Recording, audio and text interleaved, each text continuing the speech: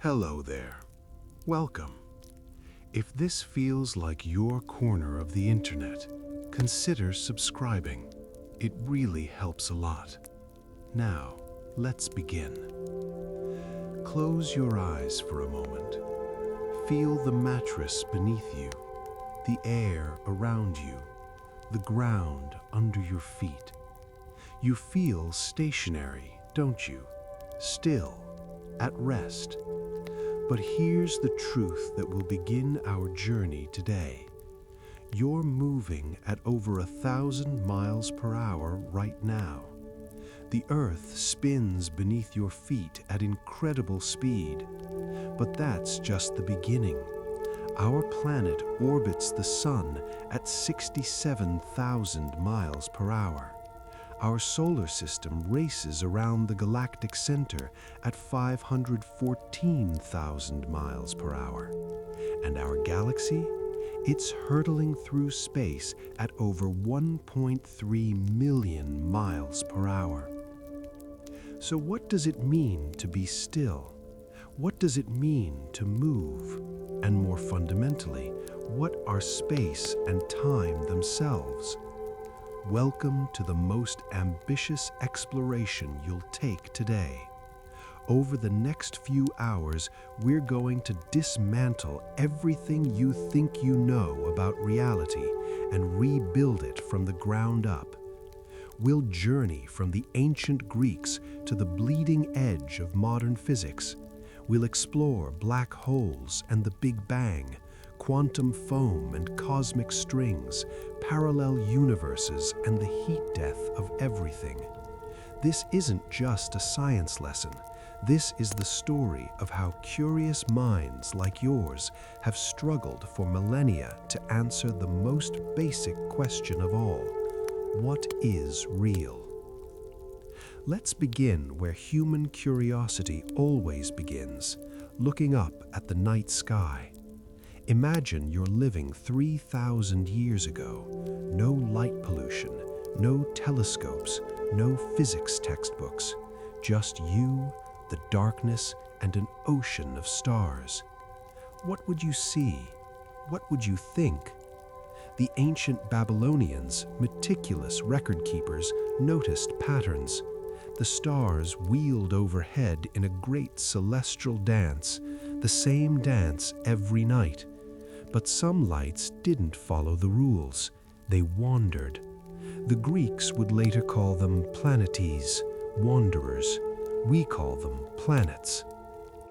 The ancient mind constructed a cosmos that made sense to the eye. The Earth stood still at the center of everything. Why wouldn't it? You don't feel motion. When you drop something, it falls straight down, not diagonally as it would if the Earth were moving. The sun, moon, planets, and stars all revolved around us in perfect crystalline spheres. It was elegant, it was intuitive, and it was completely wrong. But here's what's beautiful about this mistake. It worked. For navigation, for agriculture, for predicting eclipses, the geocentric model functioned well enough. This teaches us something crucial about science that we'll return to again and again. A theory doesn't have to be true to be useful. It just has to make accurate predictions within its domain. Aristotle, perhaps the most influential thinker in human history, built an entire physics around the Earth-centered cosmos. He divided the universe into two realms, the terrestrial and the celestial. Everything below the moon was made of four elements: earth, water, air, and fire. Each element had a natural place it wanted to reach. Earth fell down, seeking the center. Fire rose up, seeking the heavens. Motion required force.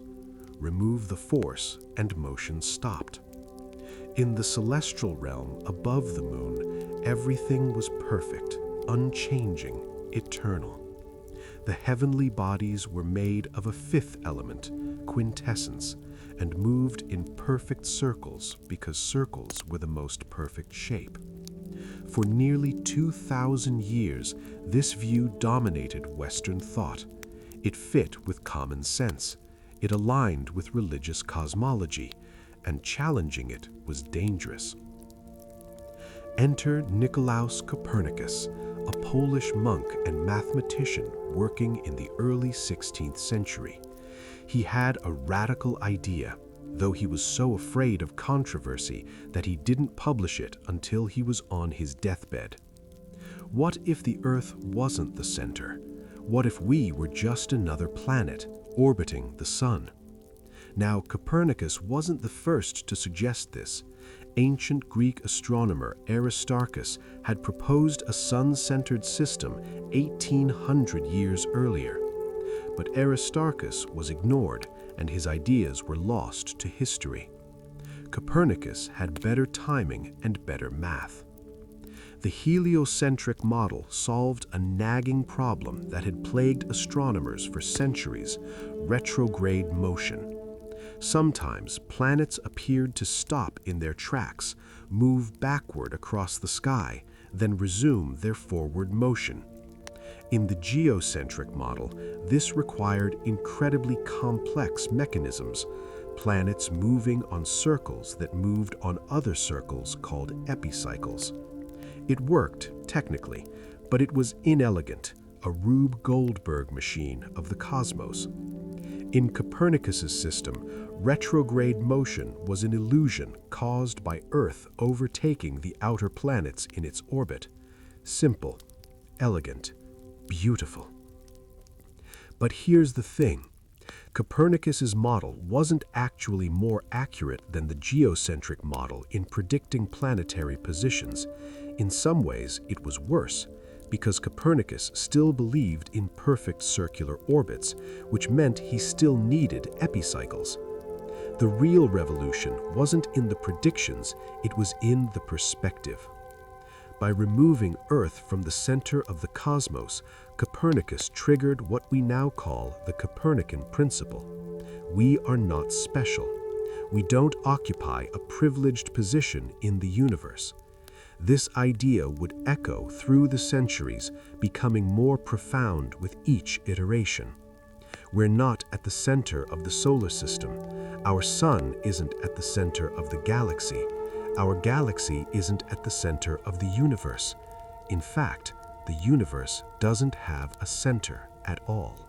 In 1609, an Italian mathematician named Galileo Galilei heard about a Dutch invention: a tube with lenses that made distant objects appear closer, a spyglass. Galileo immediately grasped its significance. He built his own version, improving the design, and did something no one had thought to do before. He pointed it at the sky.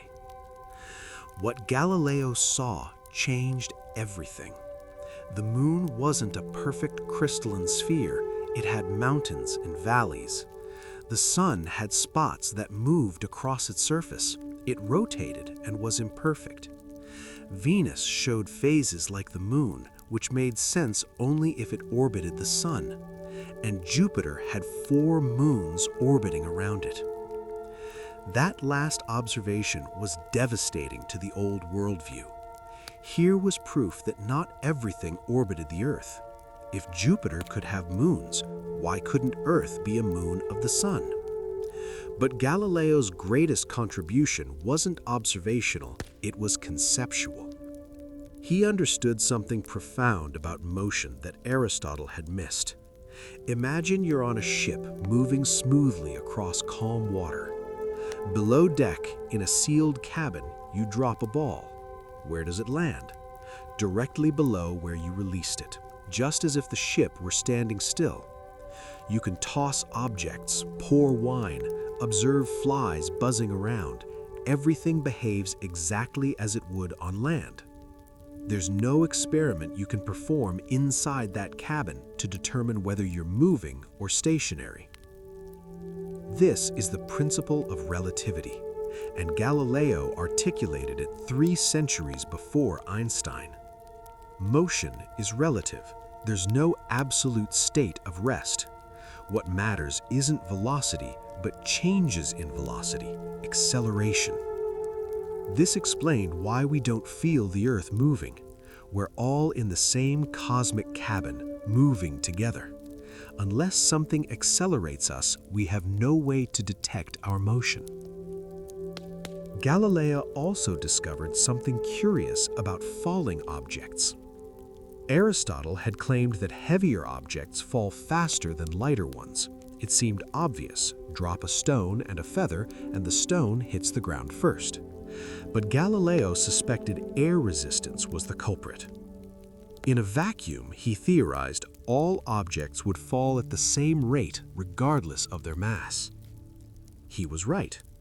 Though he couldn't create a vacuum to test it, he rolled balls of different masses down inclined planes and found they accelerated at the same rate.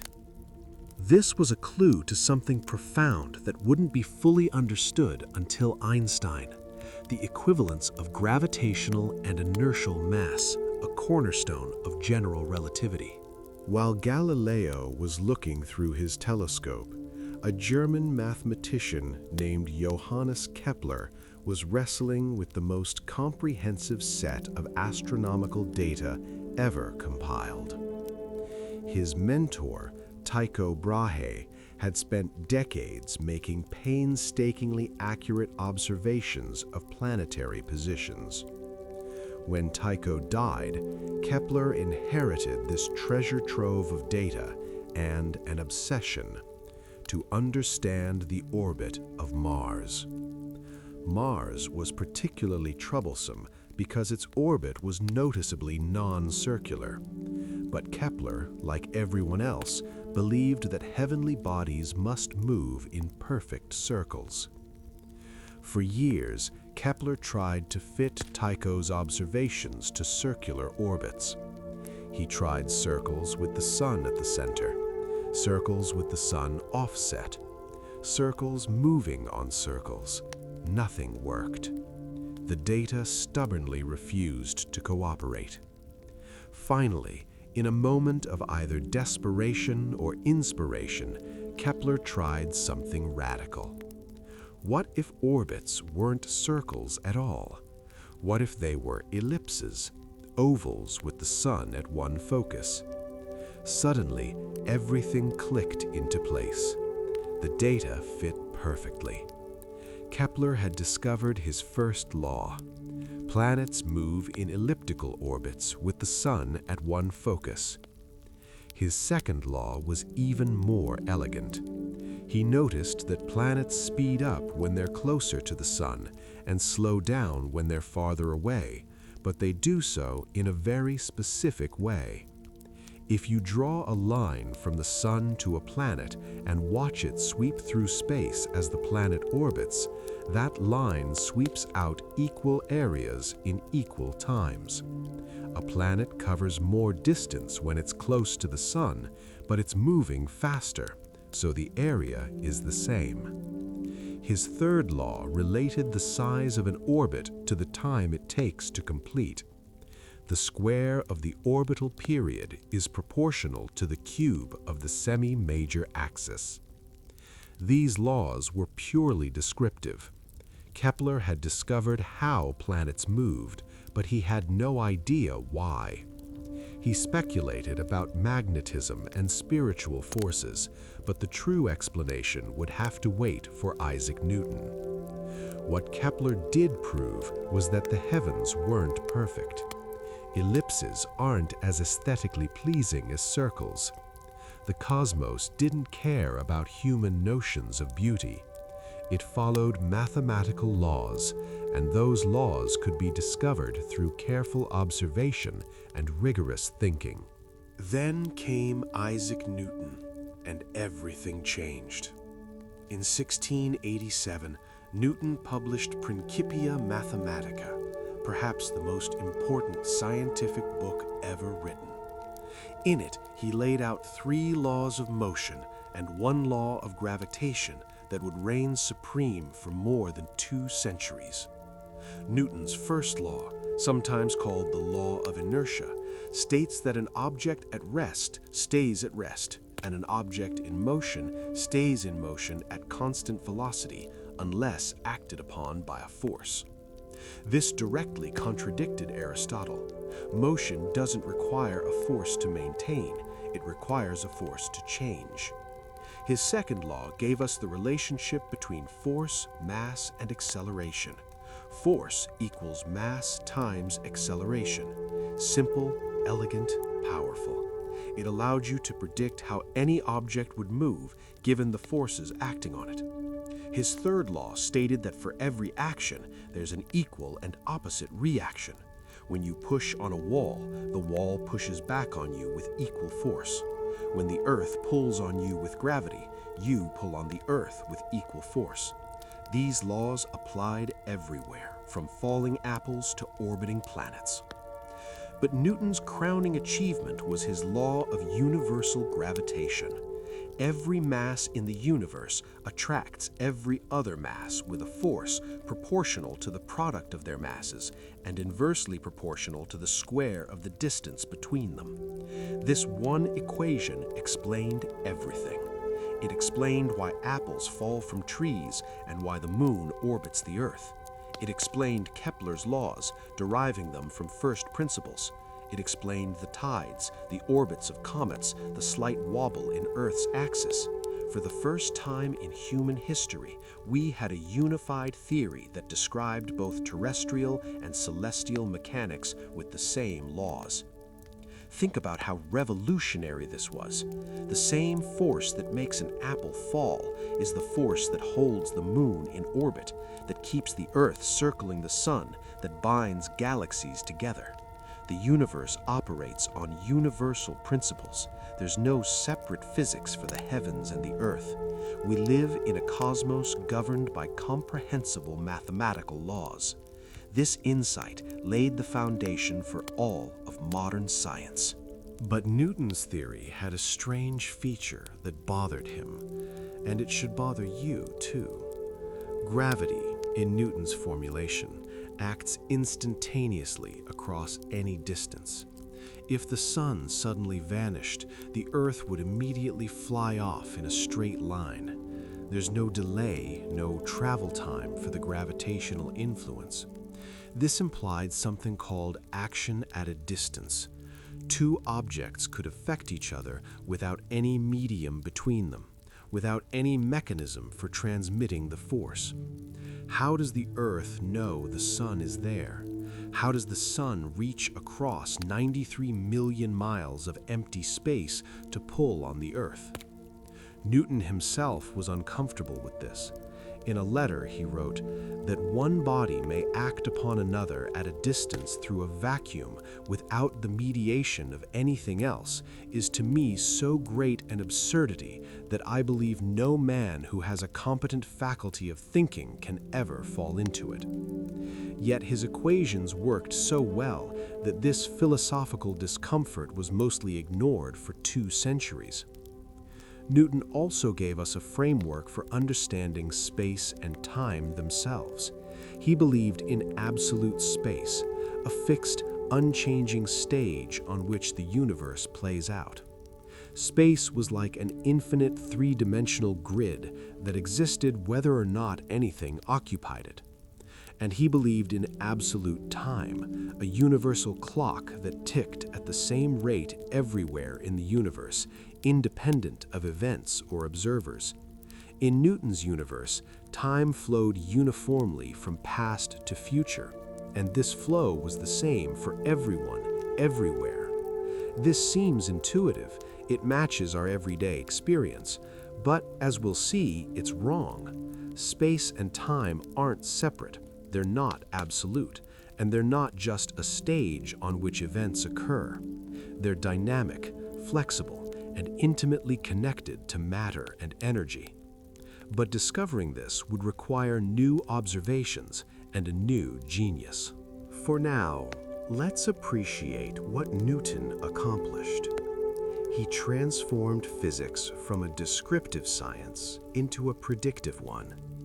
He gave us tools to calculate the motion of everything from cannonballs to comets. He unified heaven and earth under the same laws, and he established a research program that would dominate science for generations. Find the forces, apply the laws, solve the equations, predict the future. It worked spectacularly well. Astronomers used Newton's laws to discover Neptune by calculating where an unknown planet must be based on perturbations in Uranus's orbit. Engineers used them to build machines, bridges, and eventually rockets. But there were cracks in the Newtonian edifice, tiny anomalies that didn't quite fit. Mercury's orbit precessed slightly more than Newton's equations predicted. Light behaved strangely in certain experiments, sometimes like a wave, sometimes like a particle. And that troubling question remained: how does gravity actually work? These cracks would eventually widen into chasms, forcing us to rebuild our understanding of reality from the foundation up. Before we get to Einstein and the revolution of relativity, we need to talk about light. Because light, it turns out, is the key to understanding space and time. In the 17th century, there were two competing theories about the nature of light. Newton believed light was made of particles, tiny corpuscles that traveled in straight lines and bounced off surfaces.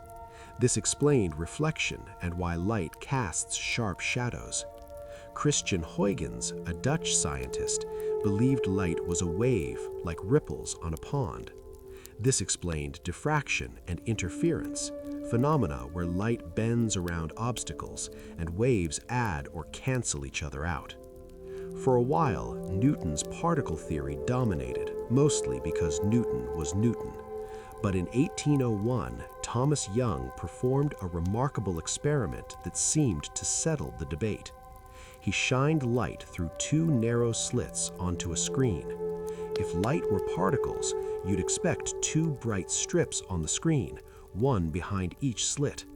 Instead, Young saw an interference pattern, alternating bright and dark bands. This was exactly what you'd expect if light were a wave.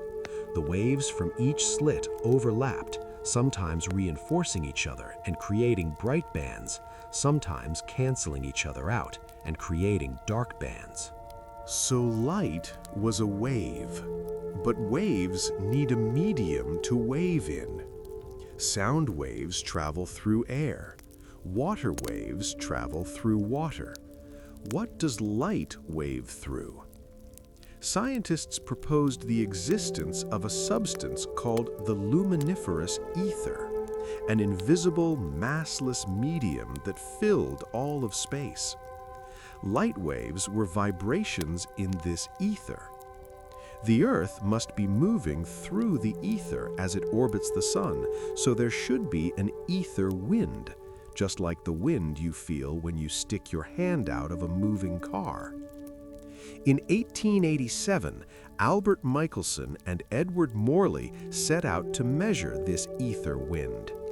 They built an incredibly sensitive device called an interferometer that could detect tiny differences in the speed of light traveling in different directions.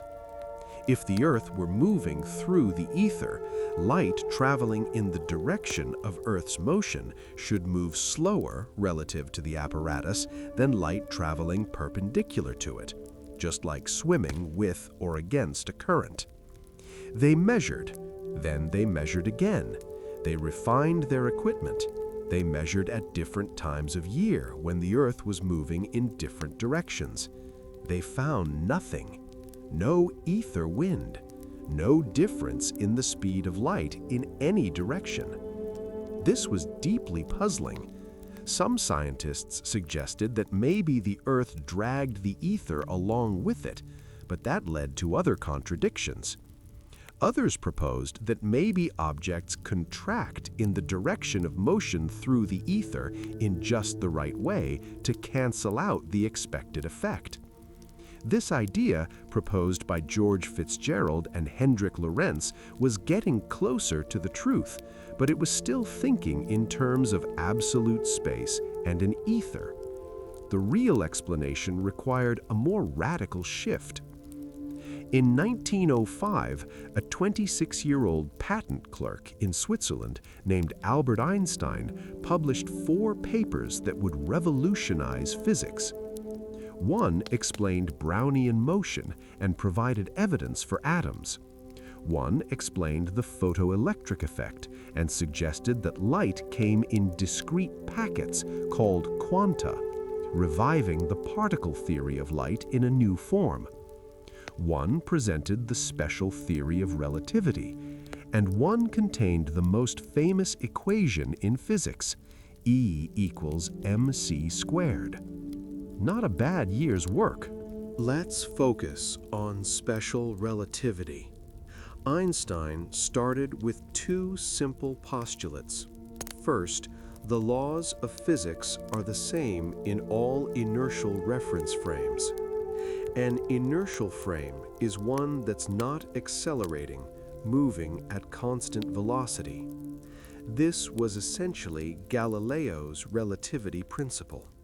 Whether you're standing still or moving at constant speed, you should measure the same laws of physics. Second, and this is the radical part, the speed of light in a vacuum is the same for all observers, regardless of their motion relative to the light source. Think about what this means. If you're standing still and measure the speed of a light beam, you get about 300,000 kilometers per second. If you hop on a rocket ship moving at half the speed of light and measure that same light beam, you still get 300,000 kilometers per second, not 150,000 as you'd expect from Newtonian physics. This seems to violate common sense. If you're driving down a highway at 60 miles per hour and another car passes you going 70 miles per hour, you see it moving at 10 miles per hour relative to you. Velocities should add, but light doesn't work that way. From these 2 postulates, Einstein derived consequences that shattered our intuitions about space and time. Time dilation. Moving clocks run slow. If you watch someone moving at high speed relative to you, their clock ticks slower than yours. This isn't an illusion or a mechanical effect. Time itself passes more slowly for them. Length contraction. Moving objects are contracted in the direction of motion. A spaceship flying past you at high speed is actually shorter than it would be at rest. The relativity of simultaneity. Events that are simultaneous in one reference frame aren't simultaneous in another. If 2 things happen at the same time for you, they might happen at different times for someone moving relative to you. These effects are tiny at everyday speeds, which is why we don't notice them. But as you approach the speed of light, they become dramatic. At 90% the speed of light, time slows down by more than a factor of 2. At 99.5%, it slows by a factor of 10. At the speed of light itself, time stops completely. This leads to another consequence. Nothing with mass can reach the speed of light. As you accelerate, your mass effectively increases, requiring more and more energy to go faster. To reach light speed would require infinite energy. But why? Why does the universe work this way? Einstein showed that space and time aren't separate things. They're woven together into a 4-dimensional fabric called spacetime. You don't just have a position in space and a separate moment in time. You have a position in space-time, an event. And different observers slice up space-time into space and time in different ways depending on their motion. What you call now and what I call now might be different moments if we're moving relative to each other. Here's a way to visualize it. Imagine space-time as a loaf of bread. Each slice of the loaf represents all of space at a particular moment in time. If you're standing still relative to the bread, you slice it horizontally, and each slice is your now, all the events happening simultaneously in your reference frame. But if you're moving, you slice the bread at an angle. Your slices are tilted, and your now includes events that are in my past or future. We're cutting the same loaf of reality in different directions. This might sound like philosophical wordplay, but it has real, measurable consequences. Particles called muons are created in the upper atmosphere when cosmic rays hit air molecules. Muons are unstable and decay in about 2.2 microseconds. At the speed muons travel, they should decay long before reaching the ground. But we detect them at sea level all the time. Why? From our perspective, the muons are moving so fast that time dilation slows their internal clocks. They live longer and travel farther. From the muons' perspective, it's not time that changes, it's distance. Length contraction makes the atmosphere thinner, so they reach the ground before decaying. Both perspectives are valid. The universe doesn't care which reference frame you choose. The consequences of special relativity go even further. Einstein showed that mass and energy are equivalent, related by that famous equation E equals mc squared. Mass is a form of energy.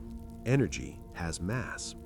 A hot object is slightly heavier than a cold one because heat is energy, and energy contributes to mass. When you split an atom in nuclear fission, a tiny bit of mass disappears and reappears as a huge amount of energy. The sun shines because it's converting mass into energy at a rate of 4 million tons every second. And yet it's so massive that it can keep this up for billions of years.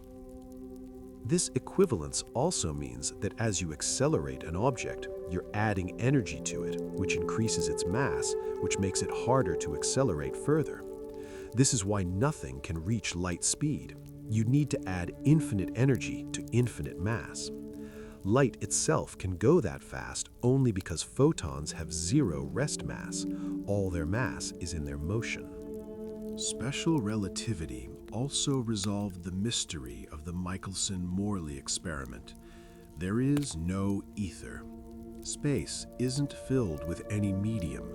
Light doesn't need anything to travel through. It's a disturbance in the electromagnetic field, and that field exists everywhere.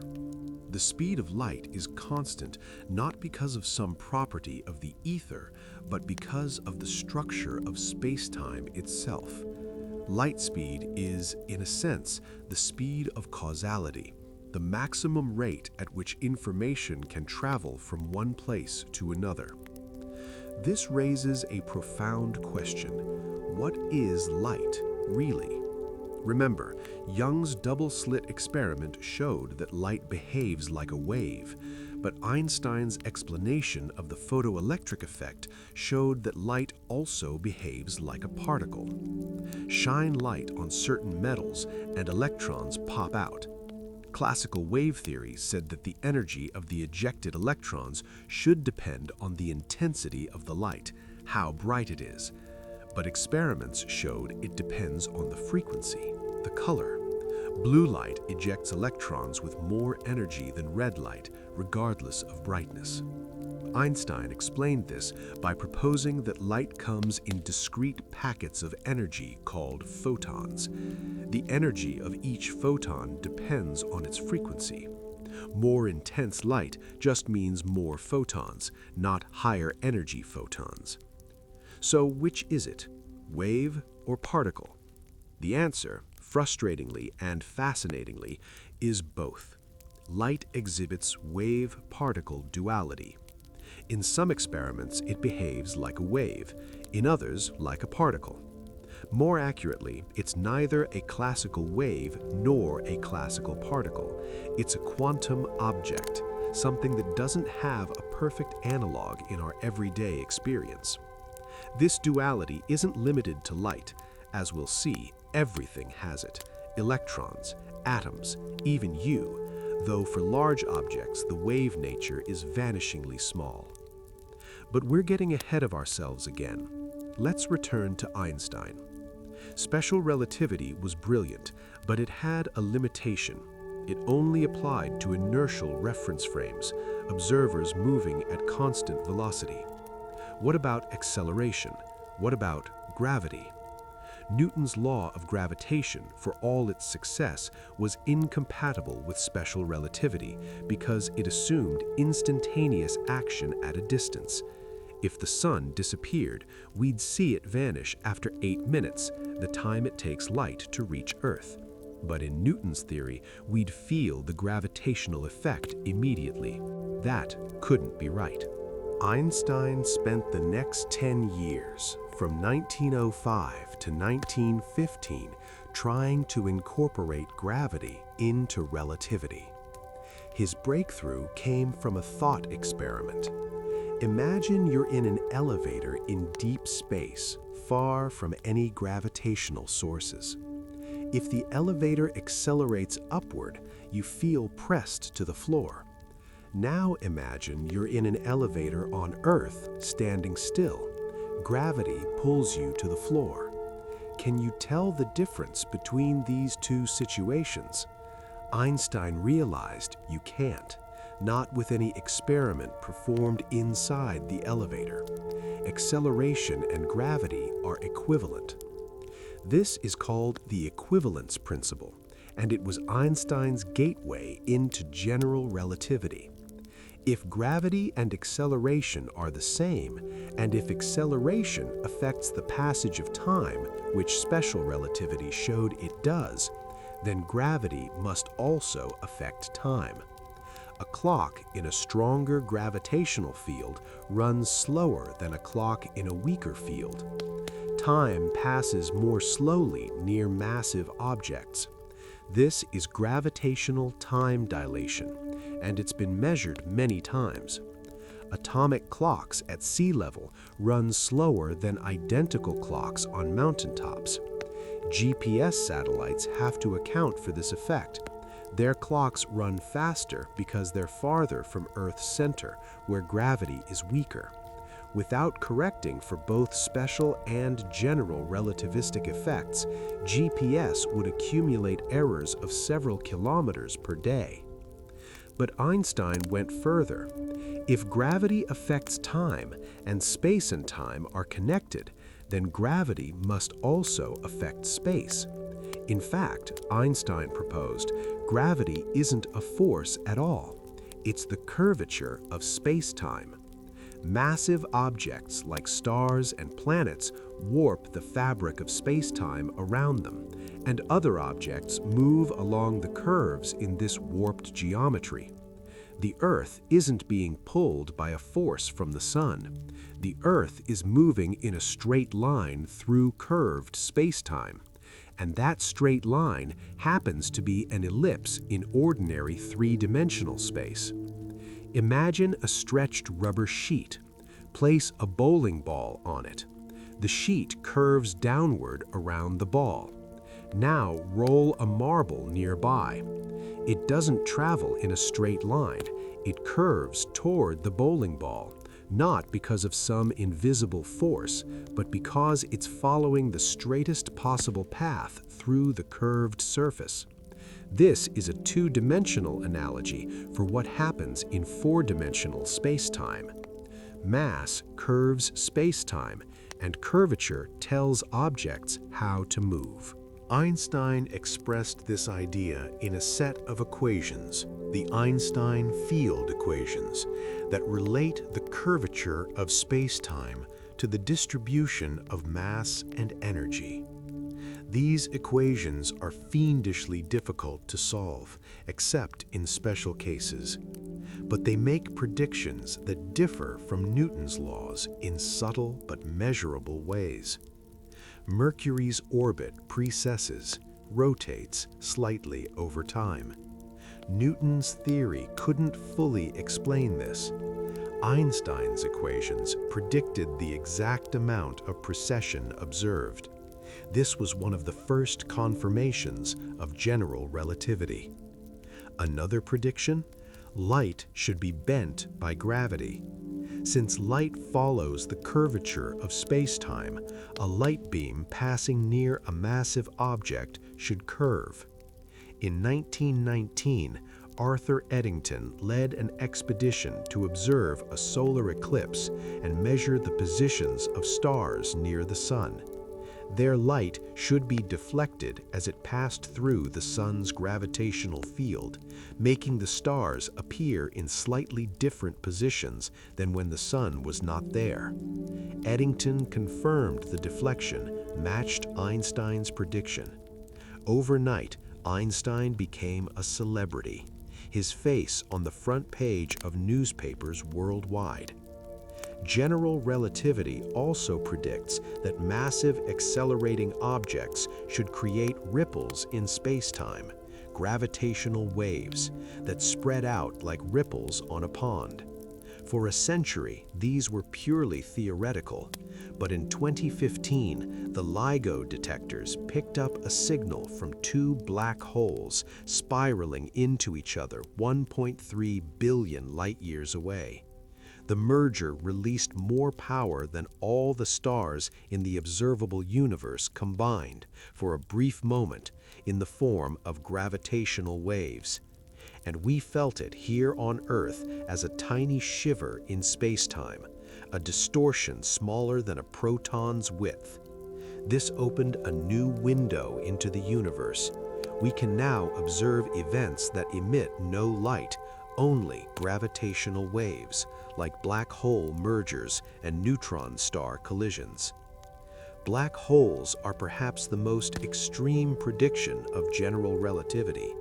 If you compress enough mass into a small enough space, the curvature of space-time becomes so severe that nothing, not even light, can escape. There's a boundary called the event horizon. Cross it and you can never return. From the outside, time appears to stop at the horizon. Watch someone fall into a black hole and you'll see them slow down, freeze, and fade as their light redshifts and dims, though they never quite cross in your view. From their perspective, they fall through normally, though they won't enjoy what happens next. The curvature becomes infinite at the center, a singularity where our equations break down and physics as we know it ceases to make sense. Black holes aren't science fiction. We've detected them indirectly through their gravitational effects on nearby stars, and directly through gravitational waves, and even by taking a picture, sort of the event horizon's shadow using a planet-sized network of radio telescopes. The image of the black hole at the center of the galaxy M87, revealed in 2019, showed a dark circle surrounded by a glowing ring of superheated matter. That dark circle is the shadow of the event horizon, a place where space-time curvature is so extreme that light orbits the black hole before escaping or falling in. But here's something truly mind-bending. From your perspective outside, time stops at the event horizon. From the perspective of someone falling in, they cross in finite time. How can both be true? They're both true in their own reference frames. There's no universal perspective, no God's eye view that tells you what's really happening. Reality itself depends on the observer. This is the core insight of relativity, both special and general. Space and time are not absolute. They're relative, flexible, observer-dependent. Now let's zoom out and think about the universe as a whole. If space-time can curve, what's the shape of the entire universe? Is it flat, curved, finite, infinite? Einstein's equations can be applied to the universe at large, and they yield a surprising result. A static universe filled with matter should be unstable.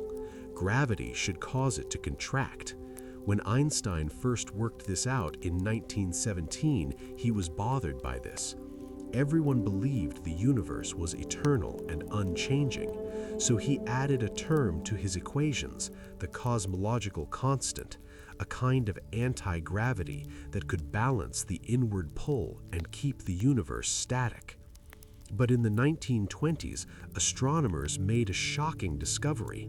Hubble, using the most powerful telescope of his time, observed distant galaxies and found that almost all of them were moving away from us. More precisely, their light was redshifted, stretched to longer wavelengths. The farther away a galaxy was, the faster it was receding. The universe wasn't static, it was expanding. This discovery transformed cosmology. If the universe is expanding, running the clock backward means everything was once closer together. Go back far enough, and all the matter and energy in the universe was compressed into an infinitesimally small, infinitely dense point. About 13.8 billion years ago, the universe began in an event we call the Big Bang. Note that this wasn't an explosion in space, it was an expansion of space itself. Every point in space was part of that initial singularity. The Big Bang happened everywhere. This immediately raises questions. What came before the Big Bang? The answer, strange as it sounds, is that the question might not make sense. Time itself began at the Big Bang, at least in the classical understanding.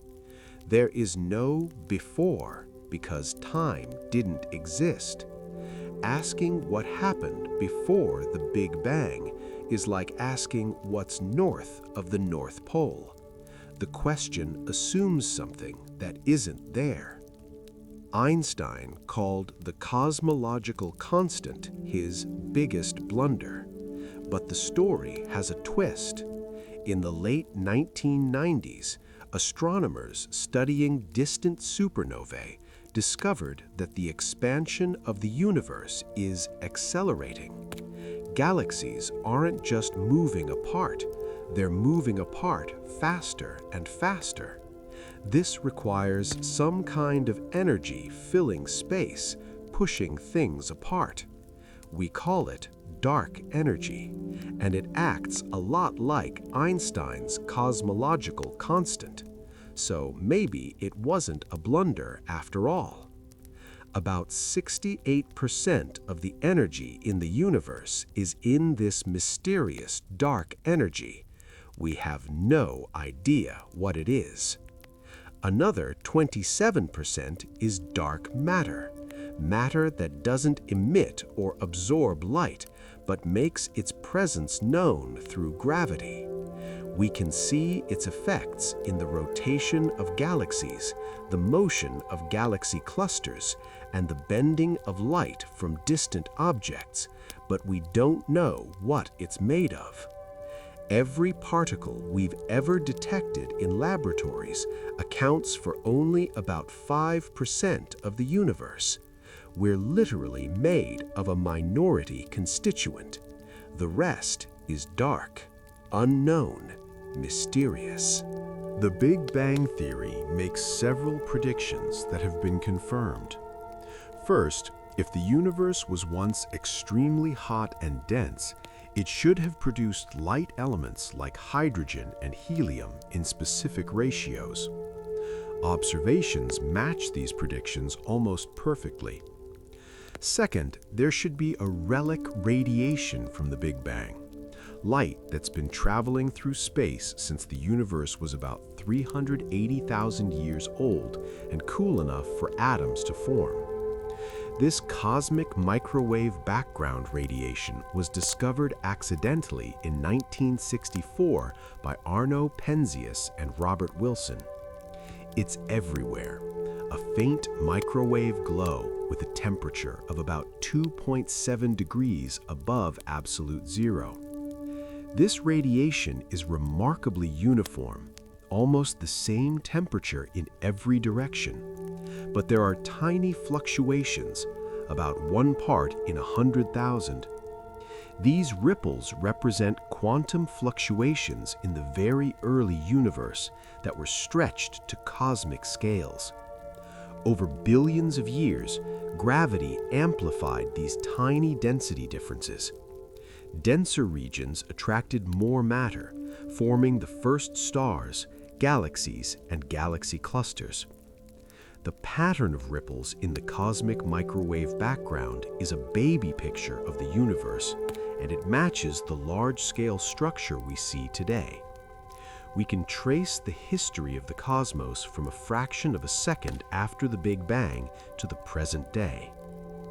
But the very early universe poses problems. The Big Bang theory alone doesn't explain why the universe is so uniform. Regions that are now on opposite sides of the observable universe were never in contact, never close enough for light to travel between them, yet they have almost the same temperature. How did they know to be so similar? There's also the flatness problem. The geometry of the universe appears to be very close to flat, not curved like a sphere or a saddle. But this requires an incredible fine-tuning of the initial conditions. A tiny deviation in the early universe would have grown over time, making the universe highly curved today. In the 1980s, Alan Guth and others proposed a solution called cosmic inflation. In the first fraction of a second after the Big Bang, the universe underwent a period of exponential expansion, doubling in size every tiny fraction of a second, driven by a hypothetical field called the inflaton. This expansion was far faster than the speed of light. Wait, didn't we say nothing can travel faster than light? That's true for objects moving through space, but space itself can expand at any rate. During inflation, space stretched so rapidly that regions once in contact were flung far apart, becoming the distant regions we see today. This explains the uniformity. Before inflation, the observable universe was a tiny patch, small enough to reach equilibrium. Then inflation blew it up to enormous size. Inflation also flattens the universe, just as inflating a balloon makes its surface appear flatter the larger it gets. And it predicts the tiny fluctuations we see in the cosmic microwave background. Quantum jitter in the inflaton field gets magnified to cosmic scales. These predictions match observations beautifully, making inflation the leading theory for the early universe, though direct proof remains elusive. Now let's talk about the ultimate fate of the universe. If it's expanding, what happens next? It depends on the balance between the outward push of dark energy and the inward pull of gravity. Current observations suggest dark energy dominates. The expansion will continue accelerating forever. Over trillions of years, galaxies outside our local cluster will recede beyond the cosmic horizon. Their light will become so redshifted it'll fade to nothing. The universe will become dark and empty, with isolated clusters of stars surrounded by an infinite void. Eventually, stars will burn out. No new stars will form once all the gas is used up. The universe will enter the era of degenerate matter, filled with white dwarfs, neutron stars, and black holes.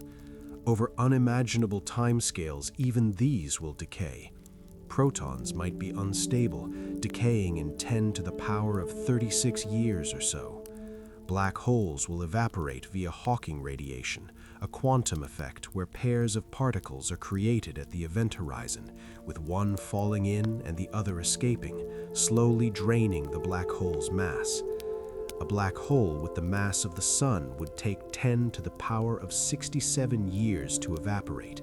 Supermassive black holes could last 10 to the power of 100 years.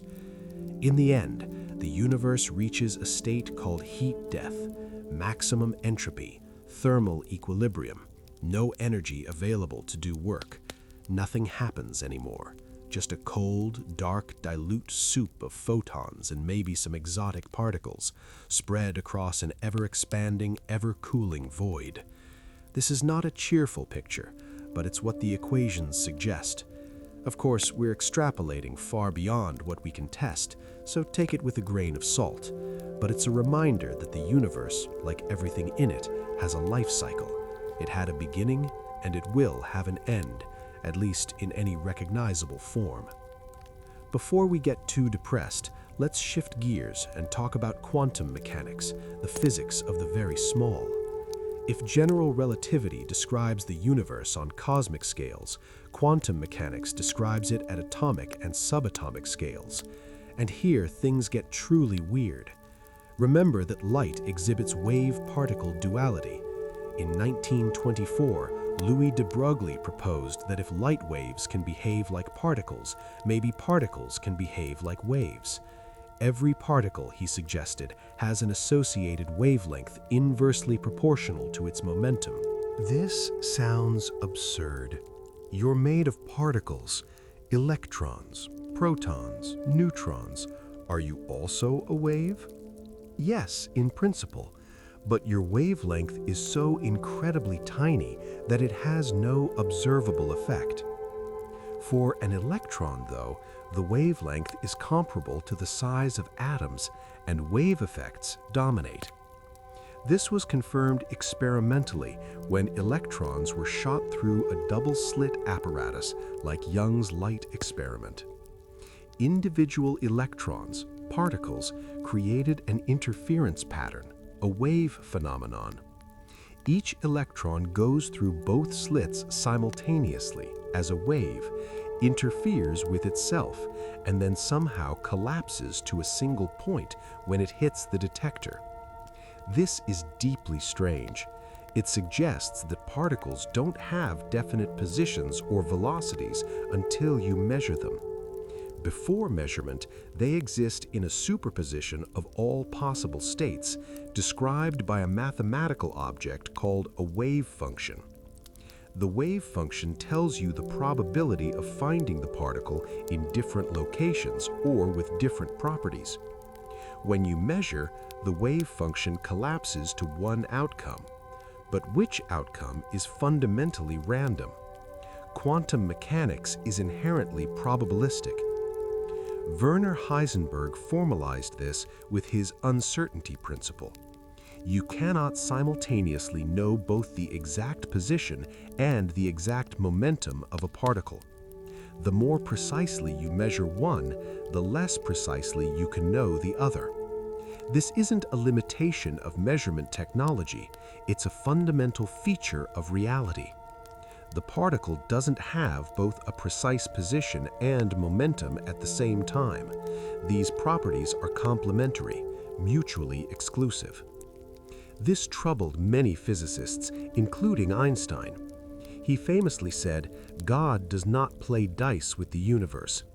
He believed there must be hidden variables, deeper deterministic laws underlying the apparent randomness.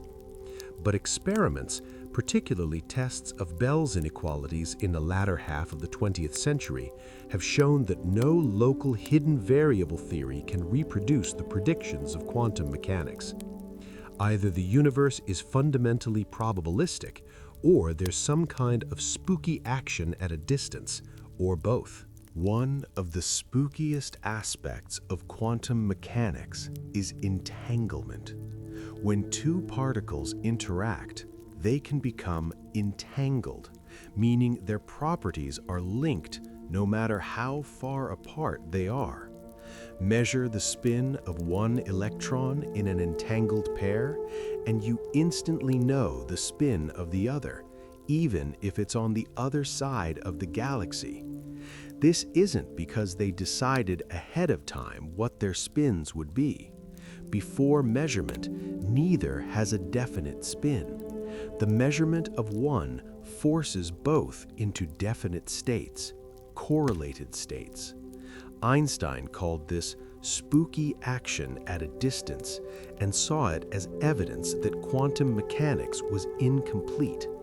But again, experiments confirm it's real. Entanglement doesn't allow faster-than-light communication because the results are random. You can't control what you measure, so you can't send information. But it does mean that the universe is deeply non-local. Parts of it are connected in ways that transcend space. This has practical applications. Quantum cryptography uses entanglement to create unbreakable codes. Quantum computers exploit superposition and entanglement to perform certain calculations exponentially faster than classical computers. Quantum mechanics also gives us a new understanding of the vacuum. Empty space isn't really empty. It's seething with virtual particles, particle-antiparticle pairs that pop into existence and annihilate each other on timescales so short that they don't violate conservation of energy, thanks to Heisenberg's uncertainty principle applied to energy and time. These virtual particles have real effects.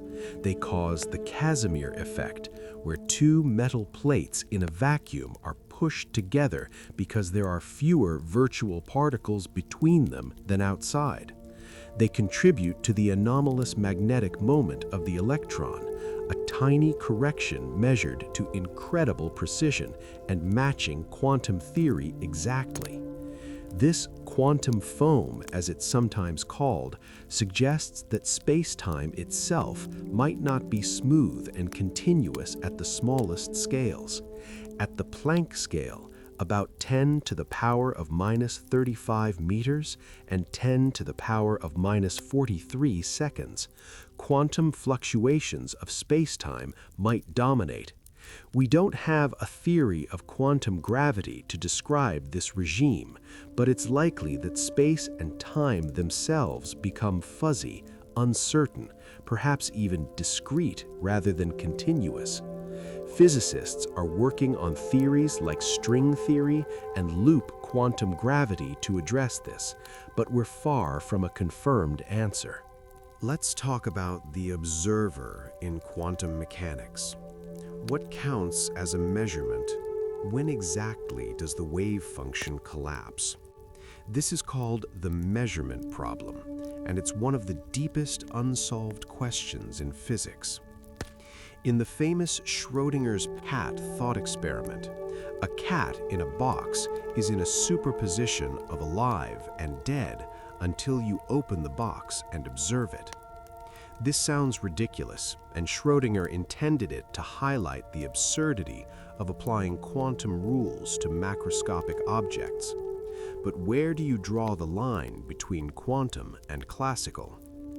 One interpretation, the Copenhagen interpretation, says that measurement by a conscious observer causes collapse. This introduces consciousness into fundamental physics, which many find unsatisfying. Another interpretation, the many worlds interpretation, says that the wave function never collapses. Every possible outcome occurs in a branching multiverse. When you measure the cat, the universe splits into one where it's alive and one where it's dead, and both versions of you exist, each seeing one outcome. This avoids the collapse problem, but at the cost of an infinity of unobservable universes. There's also the pilot wave theory, where particles have definite positions guided by a wave, and the measurement problem is resolved by deterministic dynamics, though it requires instantaneous non-local connections, and there are others. The point is, we don't have consensus on what quantum mechanics means, even though we can use it to make astonishingly accurate predictions. It works, but we don't fully understand why or what it's telling us about the nature of reality. Quantum mechanics and general relativity are the two pillars of modern physics. Each is incredibly successful in its domain, but they're fundamentally incompatible. General relativity is deterministic and describes smooth, continuous spacetime. Quantum mechanics is probabilistic and describes discrete, quantized systems. When you apply quantum mechanics to gravity, the equations blow up, giving infinite, nonsensical answers. This is fine for most practical purposes because gravity is incredibly weak compared to other forces. At the atomic scale, electromagnetism dominates. At the cosmic scale, gravity dominates. There's a huge range where you can ignore one or the other. But in extreme conditions, like the center of a black hole or the first moments of the Big Bang, both quantum effects and gravitational effects are strong. You need a quantum theory of gravity, and we don't have one yet. String theory is the most developed candidate. It proposes that fundamental particles aren't point-like, but tiny loops of vibrating string. Different vibration modes correspond to different particles. In string theory, gravity emerges naturally, and the theory is mathematically consistent, but it requires extra dimensions, 6 or 7 beyond the usual 3 of space and 1 of time, all curled up at scales too small to detect. String theory makes few testable predictions, at least with current technology, which has led some to question whether it's even science or just elegant mathematics. Loop quantum gravity is an alternative that quantizes space-time itself, treating it as a network of discrete loops. It doesn't require extra dimensions, but it's less developed and faces its own challenges. There are other approaches too, but the bottom line is we don't know how to unify quantum mechanics and gravity. This is one of the biggest open questions in physics. Solving it would give us a theory of everything, a single framework that describes all forces and particles, all of physics from the quantum to the cosmic. It would let us understand the Big Bang singularity, the interior of black holes, and perhaps reveal entirely new phenomena we haven't imagined. It might even explain why the constants of nature have the values they do, and whether our universe is unique or one of many. Speaking of many, let's talk about the multiverse. This term gets thrown around a lot, and it actually refers to several different ideas. First, there's the quantum many worlds multiverse we mentioned, where every quantum event spawns new universes. Second, there's the inflationary multiverse. If inflation happened, it might be eternal. It stops in some regions, creating bubble universes like ours, but continues in others, spawning infinite bubbles, each potentially with different physical laws and constants. We're in one bubble, forever causally disconnected from the others. Third, there's the landscape multiverse from string theory. String theory has something like 10 to the power of 500 different solutions, each corresponding to a different configuration of the extra dimensions and different effective laws of physics. If inflation creates bubble universes, and each bubble can have a different string theory vacuum, then the multiverse explores this vast landscape. Most bubbles might be lifeless, with constants unsuited for stars, atoms, or chemistry. We exist in one of the rare bubbles where conditions allow complexity and life. This is the anthropic principle in action. We observe a life-friendly universe not because the universe was designed for us, but because we couldn't exist in a different one. These multiverse ideas are controversial. They're hard or impossible to test. If you can't observe other universes, can you claim they exist scientifically? Some argue these are metaphysical speculations, not physics. Others argue they're natural consequences of our best theories and worth taking seriously. The debate continues. Now let's think about time more carefully. We've talked about time dilation and the relativity of simultaneity, but what is time fundamentally? In our everyday experience, time flows from past to future. We remember the past, we experience the present, and the future is open, undetermined. But in the equations of physics, time is just a coordinate, like space. The laws are time-symmetric. Run them backward and they still work. A movie of two billiard balls colliding looks just as valid in reverse. So why does time seem to have a direction, an arrow? The answer involves entropy, a measure of disorder. The second law of thermodynamics says that entropy always increases in a closed system. Order tends to disorder. A broken glass doesn't spontaneously reassemble. Heat flows from hot to cold, not the reverse. This gives time a direction. The future is the direction of increasing entropy. But why was entropy low in the past? If the universe started in the Big Bang, it must have been in a very low entropy state, highly ordered, all energy concentrated. Why? We don't know. This is called the past hypothesis, and it's an assumption we make to explain the arrow of time. Maybe the Big Bang's low entropy is a consequence of the laws governing the universe's creation. Maybe it's a selection effect. We exist in a universe with this property because it's necessary for complexity and life. Or maybe time's arrow is an illusion, an artifact of our perspective. Some physicists, like Julian Barber, argue that time doesn't exist fundamentally. What we call time is just a way of ordering different configurations of the universe, different nows that all exist equally in a timeless block universe.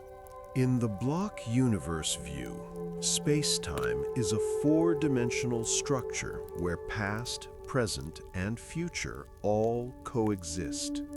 Your birth, your life, your death all exist as events in this block, like scenes in a film.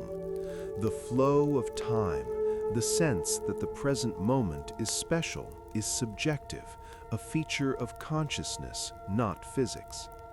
This is consistent with relativity, where different observers disagree on what's happening now. If now is observer-dependent, it can't be fundamentally real. This raises questions about free will.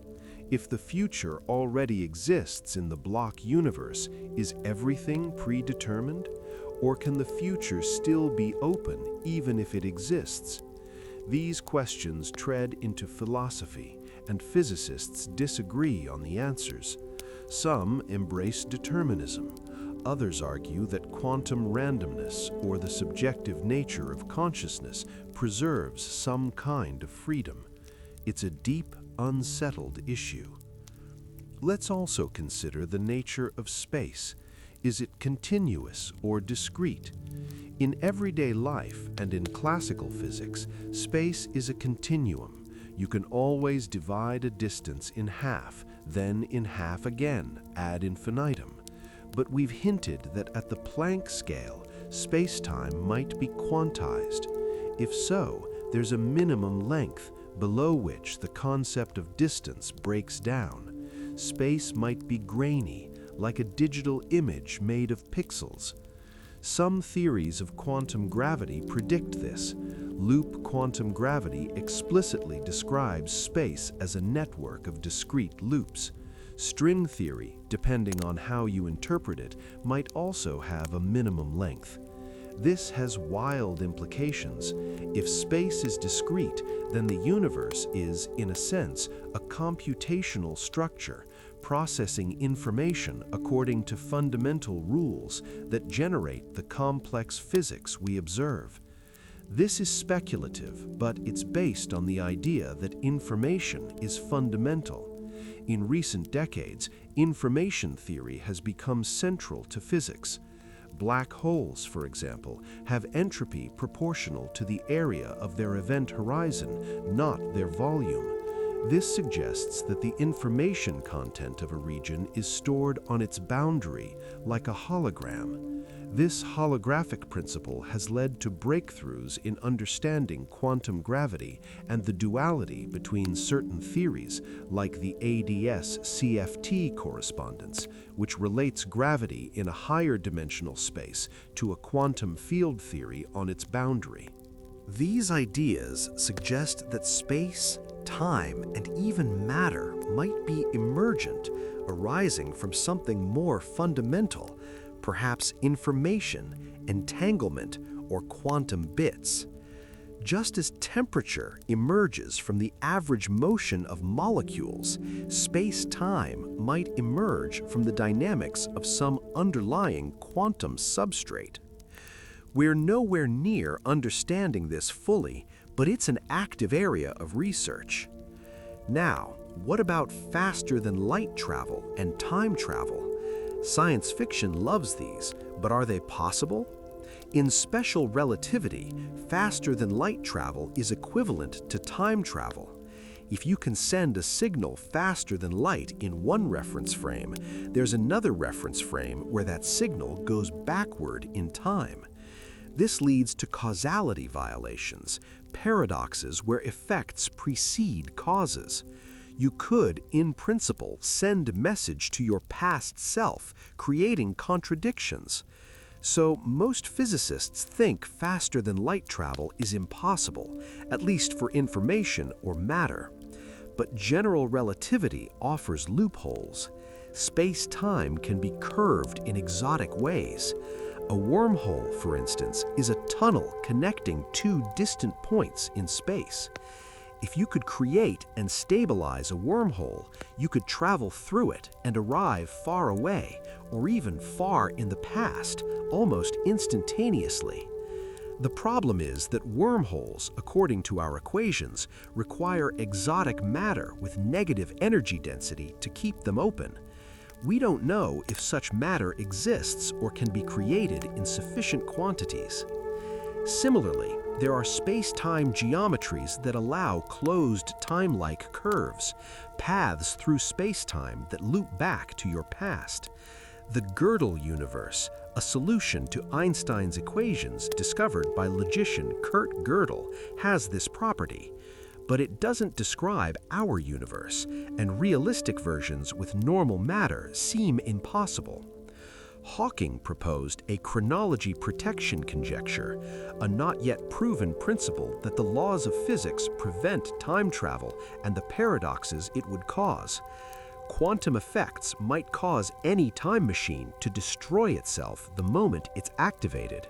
Time travel to the future, on the other hand, is easy.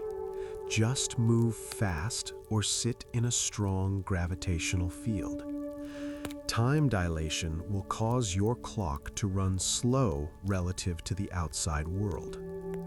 You can jump into the future, though you can't come back. In a sense, we're all time traveling to the future at the rate of 1 second per second. But if you want to skip ahead, relativity provides the means. Let's take a step back and think about the big picture. We've gone from ancient cosmology to the cutting edge of modern physics. We've seen how our understanding of space, time, matter, and energy has been completely transformed, often in ways that defy intuition. The universe is stranger than we imagined, and every answer raises new questions. Consider the deep connections we've uncovered. Energy and mass are related. Space and time are unified. Quantum mechanics and fields give rise to particles. Symmetries dictate the laws of physics. Conservation laws, like conservation of energy and momentum, come from symmetries in spacetime. The electromagnetic force and the weak nuclear force are different aspects of a unified electroweak force. The strong nuclear force, which holds quarks together in protons and neutrons, is described by quantum chromodynamics, a theory similar in structure to electromagnetism, but with a more complex symmetry group. The Standard Model of particle physics combines these forces and catalogs the fundamental particles: 6 quarks, 6 leptons including the electron and neutrino, the photon, the W and Z bosons that mediate the weak force, the gluons that mediate the strong force, and the Higgs boson, which gives mass to other particles. This model has been tested to extraordinary precision. The discovery of the Higgs boson at CERN in 2012 was a triumph, confirming the last missing piece. But the Standard Model isn't complete. It doesn't include gravity. It doesn't explain dark matter or dark energy. It doesn't explain why there's more matter than antimatter in the universe. The Big Bang should have created equal amounts which would annihilate, leaving only light. Yet here we are, made of matter. There must be some asymmetry, some process that favored matter. We have ideas, but no confirmed theory. There are also aesthetic issues. The Standard Model has about 20 free parameters, constants that have to be measured experimentally because the theory doesn't predict them. Why do particles have the masses they do? Why are there 3 generations of particles with heavier copies of the electron called muons and taus? Why is the Higgs mass what it is and not much larger, which would destabilize atoms? These questions suggest there's a deeper layer we haven't uncovered. Beyond the Standard Model, theories attempt to address these. Supersymmetry proposes that every particle has a heavier superpartner, which could solve several problems, including providing dark matter candidates and stabilizing the Higgs mass. But so far, experiments haven't found supersymmetric particles. Grand unified theories try to unify the electromagnetic, weak, and strong forces into a single force at high energies, just as electromagnetism and the weak force unify. At the extreme, a theory of everything would unify all forces, including gravity. But maybe we're asking the wrong questions. Maybe there isn't a final theory, just an infinite tower of more accurate approximations. Or maybe the laws of physics are environmental, varying from place to place in the multiverse, and there's no deeper explanation.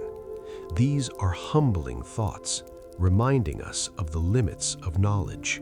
Let's also think about the role of observation and consciousness. In quantum mechanics, measurement seems special. It collapses the wave function. Some interpretations suggest consciousness plays a role. This has led to wild speculations, like the idea that consciousness creates reality, or that the universe exists only when observed. Most physicists reject this, viewing measurement as a physical interaction that doesn't require a conscious observer. A detector or even an atom can observe in the relevant sense.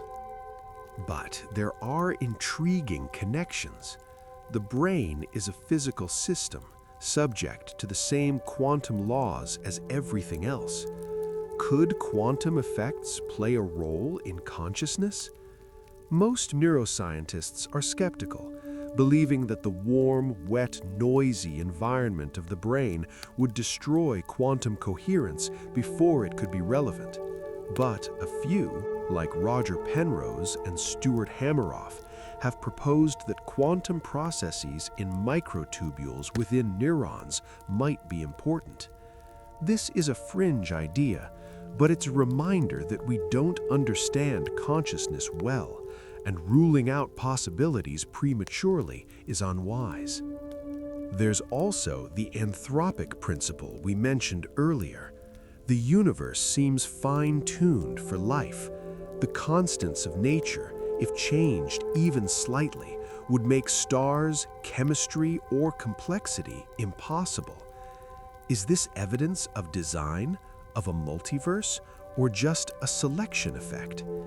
We can only observe a universe compatible with our existence, so it's no surprise we find ourselves in one. But the fine-tuning is striking. The cosmological constant, for instance, is about 120 orders of magnitude smaller than naive quantum theory predicts. Why? In a multiverse with varying constants, most universes would be lifeless, and we'd naturally find ourselves in a rare life-friendly one. This anthropic reasoning is controversial, but hard to escape. It shifts the question from why is our universe this way to why is the multiverse this way that it includes universes like ours? We haven't solved the mystery, just moved it. Let's think about the origin of physical laws themselves. Where do they come from? Are they necessary, the only way a universe could be? Or are they contingent, arbitrary choices? Some physicists, like Max Tegmark, propose that mathematics is not just a tool to describe reality, but is reality. Every mathematically consistent structure exists, and we inhabit one. This mathematical universe hypothesis is radical and untestable, but elegant in its extreme. Others argue that the laws evolve, perhaps through a process analogous to natural selection, with universes spawning baby universes through black holes and the most stable configurations proliferating. Lee Smolin has explored this idea, though it's highly speculative. Still, it's a creative attempt to explain why the laws are what they are. There's also the question of why there's something rather than nothing. Why does the universe exist? This might be the deepest question of all, and it's not clear that physics can answer it. Some say the laws of quantum mechanics allow the universe to spontaneously appear from nothing, a quantum fluctuation. But this assumes quantum laws already exist. Where do they come from? It's turtles all the way down, unless there's a self-explanatory foundation, a theory that explains its own existence. Some think this is possible.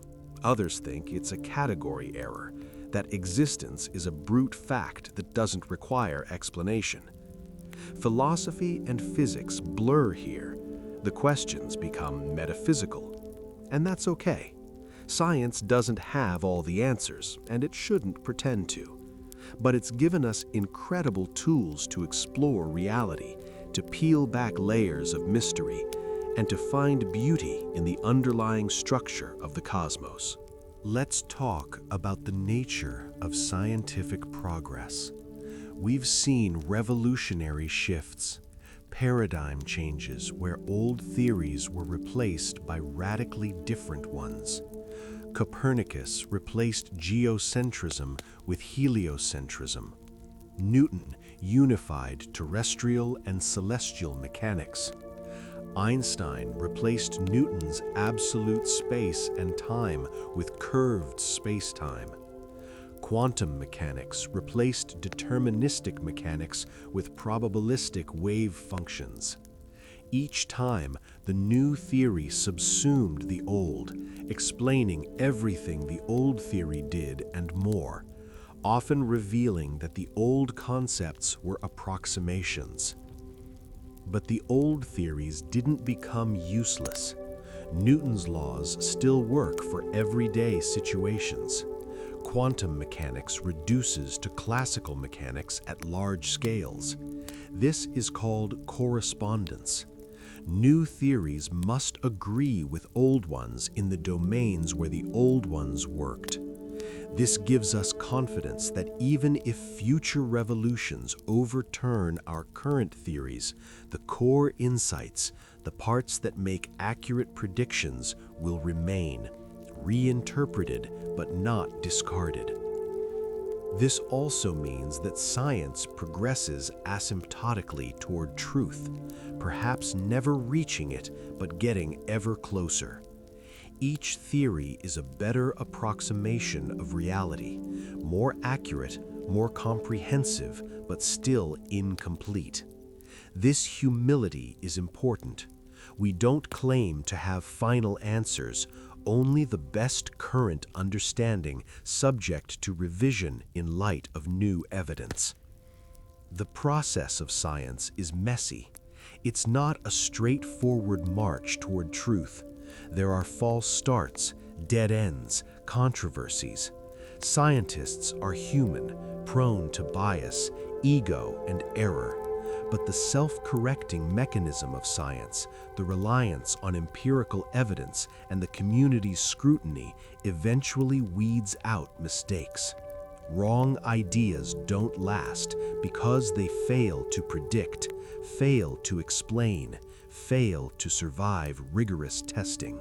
Consider the history of the ether. For decades, it was taken seriously because it seemed necessary. But Michelson-Morley and other experiments undermined it, and Einstein showed it was unnecessary. The ether was abandoned not because of authority or dogma, but because evidence and better theory rendered it obsolete. That's science working as it should. Now let's talk about the tools that enable discovery. From Galileo's telescope to Hubble's, from the interferometers that detected gravitational waves to the particle colliders that found the Higgs, technology pushes the frontiers of knowledge. Theoretical insights guide where to look, and experiments test ideas, providing the reality checks that keep science grounded. The Large Hadron Collider, for instance, smashes protons together at energies approaching those of the early universe, recreating conditions that haven't existed naturally for billions of years. By studying the debris from these collisions, physicists probe the fundamental structure of matter. They've confirmed the Standard Model in exquisite detail and searched for new physics beyond it. So far, the Standard Model holds, which is both reassuring and a bit frustrating. Physicists hope for surprises, anomalies that point the way forward. Astronomy has undergone a similar revolution. Telescopes now observe across the electromagnetic spectrum, from radio waves to gamma rays. We can peer into the hearts of galaxies, watch stars being born and dying, measure the composition of distant planets' atmospheres. The James Webb Space Telescope, for instance, is revealing the universe's earliest galaxies, formed just a few 100 million years after the Big Bang, testing our models of galaxy formation. Gravitational wave astronomy is brand new, opening a window that was closed for all of human history until 2015. We've already learned about the population of black holes, the rate of neutron star mergers, and even tested general relativity in strong field regimes. Future detectors will be even more sensitive, perhaps catching echoes of cosmic inflation from the earliest moments of the universe. Neutrino astronomy is another frontier. Neutrinos are ghostly particles that barely interact with matter. Trillions pass through your body every second, mostly from the sun, and you never notice. but they carry information from processes that light can't escape, like the cores of supernovae or the vicinity of supermassive black holes. Detectors buried deep underground or in ice, shielded from other particles, catch occasional neutrinos and trace them back to their sources. Multi-messenger astronomy combines signals from light, gravitational waves, and neutrinos. In 2017, we detected gravitational waves from colliding neutron stars and simultaneously observed the light from the explosion, a kilonova, confirming that such events are sites of heavy element nucleosynthesis. Gold, platinum, uranium, the heavy elements in the periodic table, were forged in these cataclysmic mergers and scattered into space, eventually becoming part of planets and people. These observations connect us to the cosmos in a visceral way. The atoms in your body were made in stars. The calcium in your bones, the iron in your blood, the oxygen you breathe, all cooked in stellar furnaces or explosive deaths. You are literally stardust, a way for the universe to know itself, as Carl Sagan poetically put it. Let's consider the scale of the universe. The observable universe has a radius of about 46 billion light-years. Wait, didn't we say it's 13.8 billion years old? How can we see farther than light could travel in that time? The answer is expansion. The light has been traveling for 13.8 billion years, but the space it crossed has been expanding, so the sources are now much farther away. The observable universe is finite, but the universe itself might be infinite, extending forever beyond what we can see. We'll never know what's beyond the cosmic horizon because that information can never reach us. Within the observable universe, there are an estimated 2 trillion galaxies, each with hundreds of billions of stars. That's on the order of 10 to the power of 24 stars. Many, perhaps most, have planets. The probability that Earth is the only place with life seems vanishingly small. Yet we have no confirmed evidence of extraterrestrial life. Why?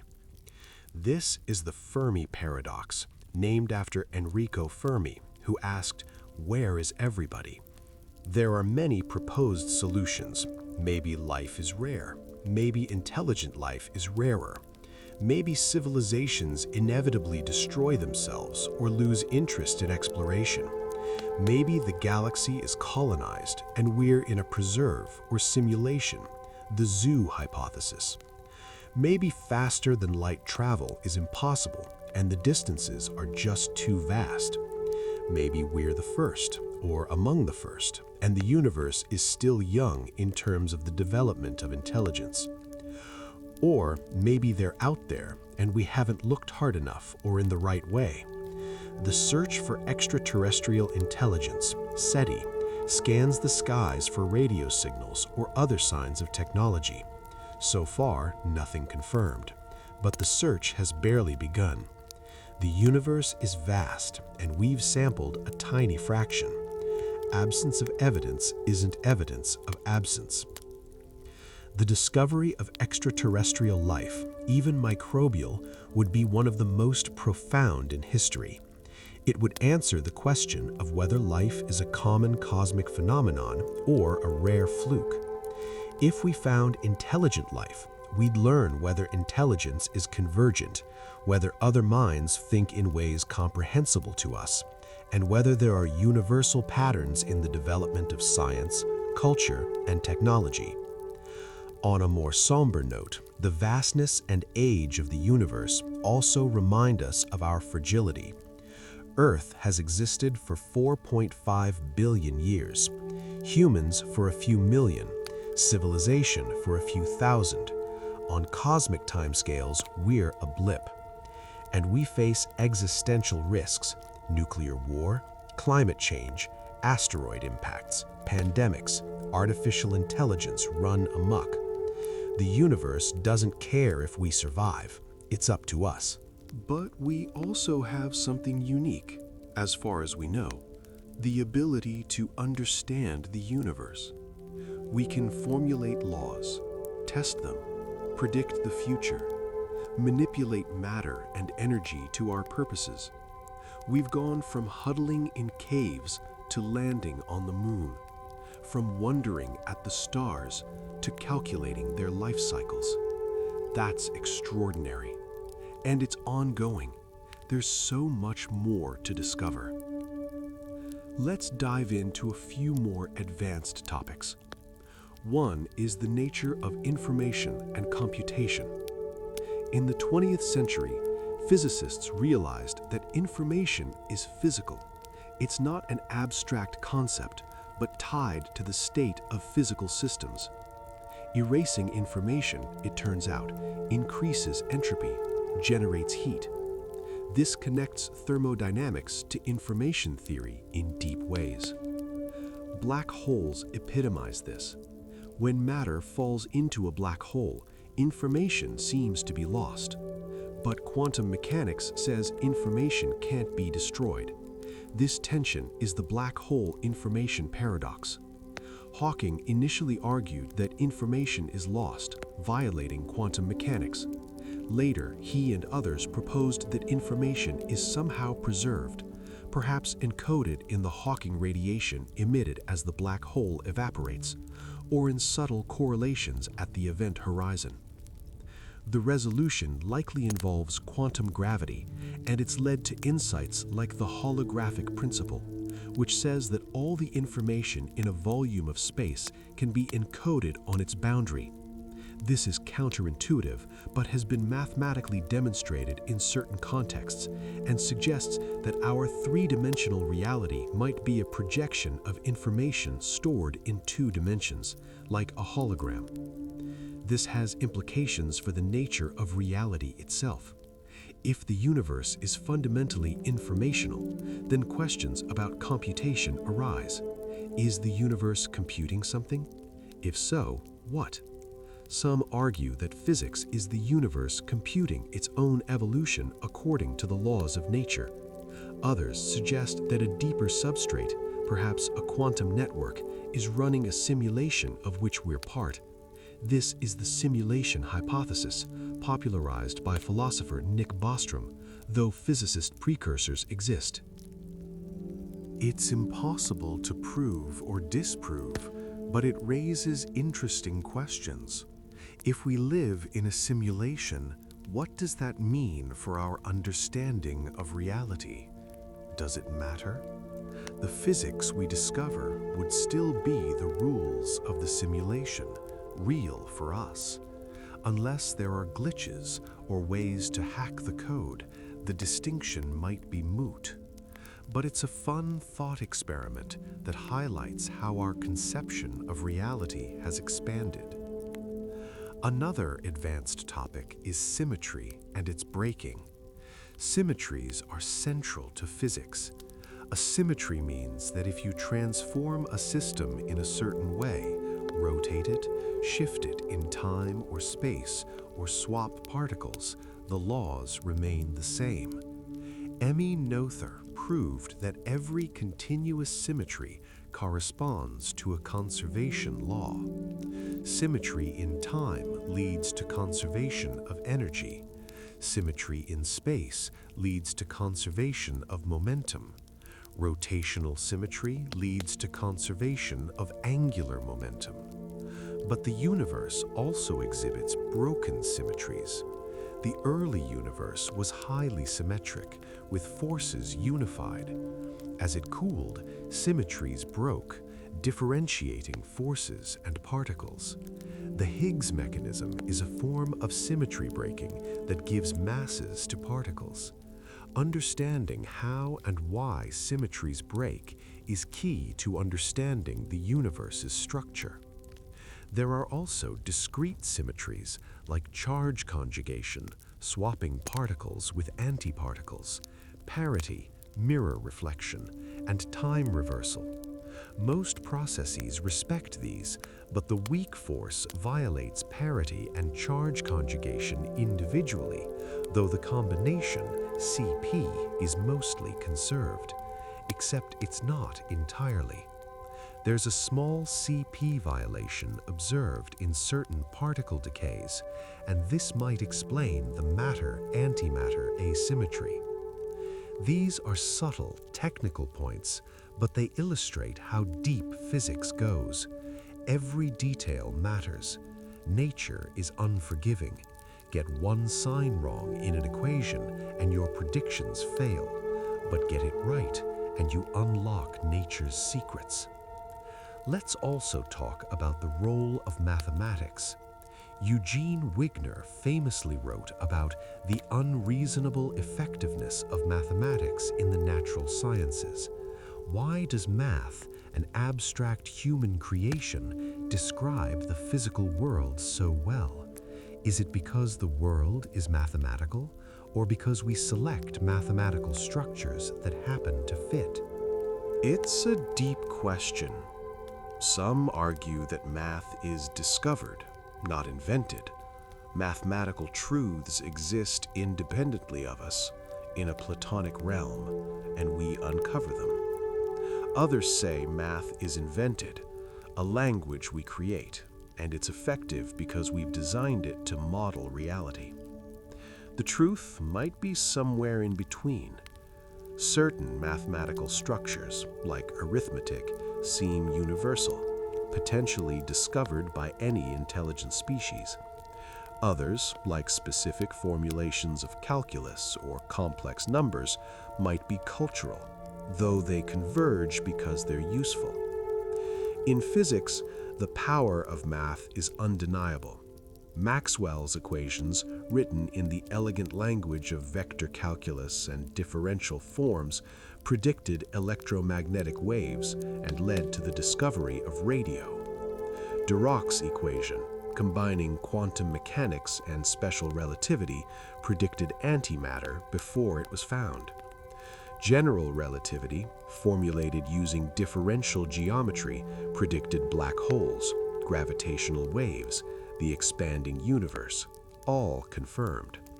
Math isn't just descriptive, it's predictive, revealing aspects of reality we didn't know to look for. But math also leads us astray. String theory, for all its mathematical beauty, remains unverified. There are mathematically consistent theories that don't describe our universe. So math is a guide, not a guarantee. It must be paired with empirical observation. Now let's talk about the philosophy of science. What makes a theory scientific? Karl Popper argued that a theory must be falsifiable. It must make predictions that, if wrong, would disprove it. A theory that explains everything, that can accommodate any observation, isn't scientific. It's not that it's wrong, but it's not testable.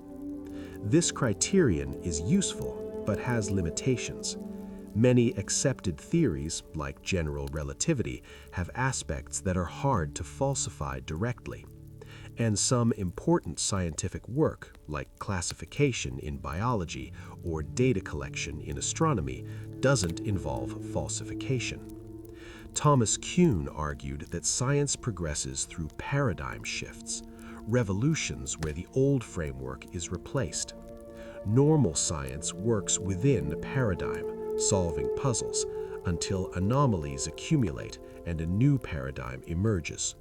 Both views capture part of the truth. Science is a complex human endeavor, and no single framework fully describes it. What's clear is that science works. It produces reliable knowledge, technological power, and an ever deeper understanding of the cosmos. It's self-correcting, open to revision, and grounded in observation. Let's also consider the limits of science. Are there questions science can't answer? Questions about meaning, purpose, ethics, aesthetics fall outside science's purview. Science tells us what is, not what ought to be. It describes how the universe works, not why it exists or what our role is. These are philosophical or existential questions, important but requiring different tools. Even within the natural world, there might be limits. Phenomena that don't leave traces, that can't be observed even in principle, are beyond science's reach. The unobservable parts of an infinite universe, the interior of a black hole after you've fallen in, the state of a system before measurement in some quantum interpretations, these might be forever unknown. There are also practical limits. Some systems are too complex to predict in detail. The weather, turbulence, the behavior of ecosystems, even with perfect knowledge of laws and initial conditions, might be computationally intractable. Chaos theory tells us that tiny uncertainties grow exponentially, making long-term predictions impossible. We can understand the general behavior, the statistics, but not the exact trajectory. And then there's Gödel's incompleteness theorems, which show that in any sufficiently complex formal system, there are true statements that can't be proven within the system. If the universe is computational or mathematical, this might impose fundamental limits on what we can know. Some truths might be beyond proof, beyond discovery, no matter how advanced our science becomes. These limits are humbling. They remind us that knowledge is hard-won and never complete. But they don't diminish the achievements. In a few centuries, we've gone from ignorance and superstition to detailed models of atoms, stars, and space-time. We've extended our senses with technology, our minds with mathematics, and our reach from Earth to the edge of the observable universe. Let's look ahead.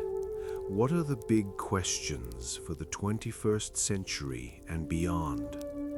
Quantum gravity is one, unifying quantum mechanics and general relativity, understanding the Planck scale, the nature of singularities. These are frontier problems. String theory, loop quantum gravity, and other approaches are being explored, but we lack experimental guidance. Perhaps advances in quantum computing or new astronomical observations will provide clues. Dark matter and dark energy are another mystery. We know they exist from their effects, but not what they are. Dark matter might be made of new particles, WIMPs or axions that we haven't detected yet. Experiments are searching, and absence of evidence is narrowing the possibilities. Dark energy is even more mysterious. Is it a cosmological constant, the vacuum energy of empty space? Or is it a dynamic field, quintessence, that changes over time?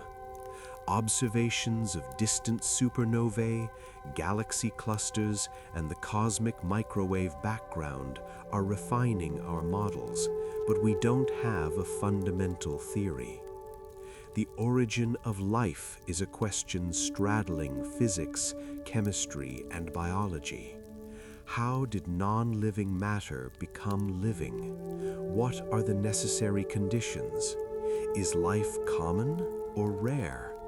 Experiments recreating early Earth conditions have produced some building blocks of life, amino acids and nucleotides, but we're far from creating life from scratch. Understanding this could guide the search for life elsewhere and tell us about our own origins. Consciousness is another deep problem. Neuroscience is making progress mapping the brain, understanding neural circuits, correlating brain activity with mental states. But we don't have a theory of why and how physical processes give rise to subjective experience. Qualia, the redness of red, the painfulness of pain. This is the hard problem of consciousness, and it might require new physics, new concepts, or it might just be a very hard biology problem. Opinions differ. Artificial intelligence is advancing rapidly.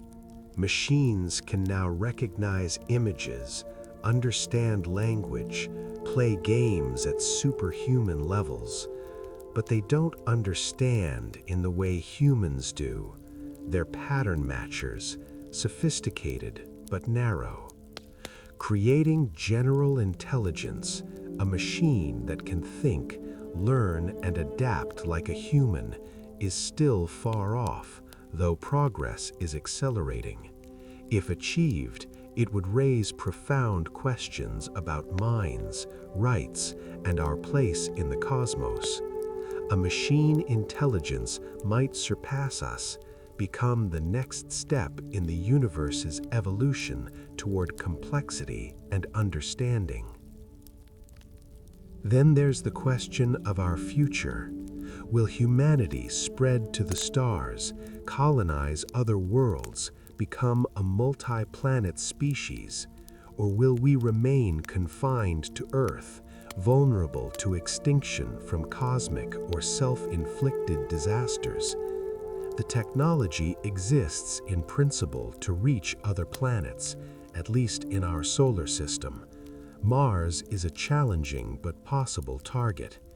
Interstellar travel is far harder, requiring technologies like fusion drives, generation ships, or even more speculative ideas like solar sails pushed by powerful lasers.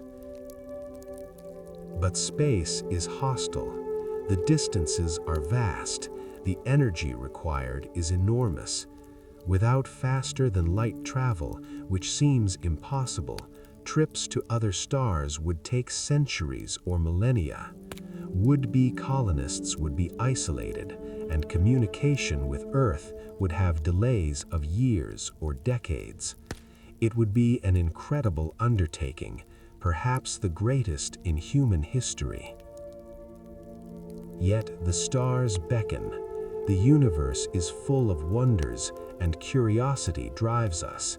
We might encounter other civilizations, or we might be alone, the universe's first explorers. Either way, the journey would redefine what it means to be human.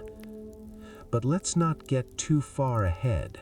We have challenges here and now. Understanding Earth's climate, managing resources, preventing conflict, ensuring technology benefits everyone.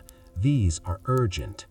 Science and technology created modern civilization, and they'll be essential to navigating its complexities. Let's take a moment to appreciate the journey. Think about the human capacity for understanding. We're made of atoms governed by quantum rules, yet we can comprehend quantum mechanics. We live on a small planet orbiting an ordinary star in a galaxy of hundreds of billions, yet we can map the cosmos. We exist for a blink in cosmic time, yet we can trace the universe's history from the Big Bang to the present and project its future to the heat death. This is astonishing, and it's a testament to the power of curiosity, reason, and collaboration. Science is a collective endeavor. No single person discovered relativity or quantum mechanics or the expanding universe. Each built on the work of predecessors, peers, and the accumulated knowledge of humanity. It's a relay race across generations, each runner passing the torch, pushing a bit farther. And you are part of it. By learning, questioning, wondering, you carry that torch. You engage with ideas that are the pinnacle of human thought. You see the universe not as a mystery to fear, but as a puzzle to solve, a beauty to appreciate. This is the gift of science, not just the practical benefits, the technology, the medicine, the power, though those are important, but the sense of connection to the cosmos, the realization that we're not separate from nature, but part of it, made of the same stuff, governed by the same laws, linked to everything from the smallest quark to the largest galaxy cluster. So, as we close this journey, remember that it's not really ending, it's just beginning. Every fact you've learned is a doorway. Walk through it, explore, read more, watch lectures, do experiments, even simple ones. Look at the night sky, think, question, and know that you're part of a grand adventure, the quest to understand reality. The universe is under no obligation to make sense to us, yet it does. It's governed by laws we can discover, patterns we can perceive, structures we can model with mathematics. That's a miracle in a way, not supernatural, but natural, a deep harmony between mind and cosmos.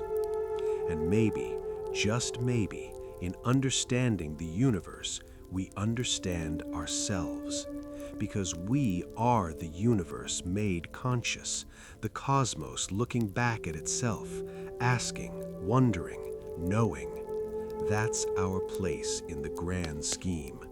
We're small, yes, fleeting, yes, but also magnificent. We hold infinity in our minds. So go forth, be curious, embrace the wonder. The fabric of reality is woven from space and time, matter and energy, law and chance, and you're a thread in that tapestry, brief but shining, a spark of awareness in the vastness. Make it count.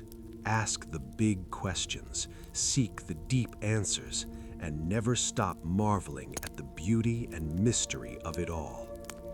Thank you for taking this journey with me. The universe awaits.